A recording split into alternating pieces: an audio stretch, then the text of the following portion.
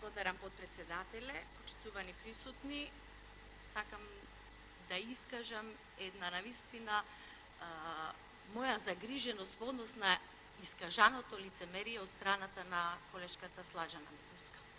Лицемерието го гледам во тоа што вие, почитувана колешке, зборувате за некакво си старо решение, законско решение, кое што сакате да го вратите, а заборавате или сакате да заборавите дека во 2013 година вие всушност го суспендиравте тоа законско решение.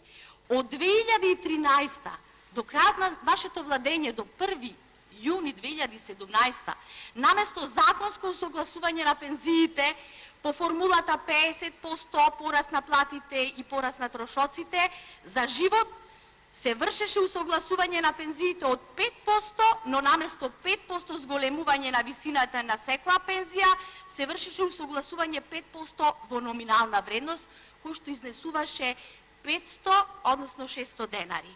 Линеарно.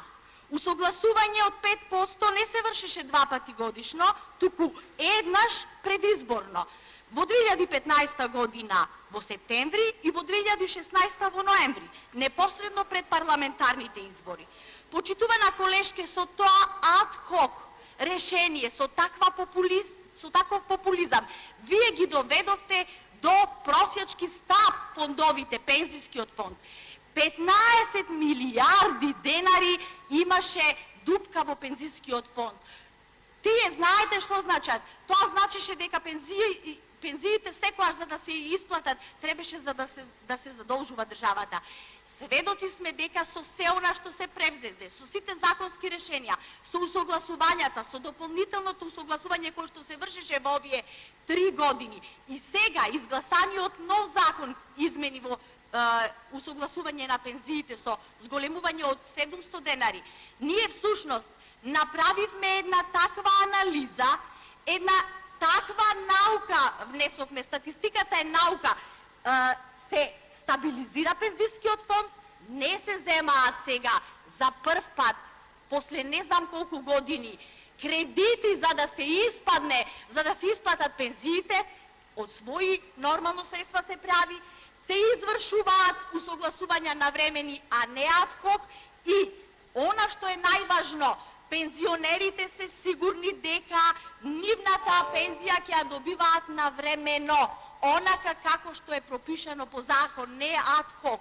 Ние знаеме дека од Светска банка, тогаш заради тоа што го направивте со пензискиот фонд, со големата дупка, имавме одредени предлози, но наместо да ја зголемеме старосната граница за пензионирање, наместо да воведеме некои поригорозни мерки, ние останавме на истото. Дури ќе одиме со тенденција и да направиме да се стопира на 64 години, не да се зголемува старосната граница, како би абсорбирале млади.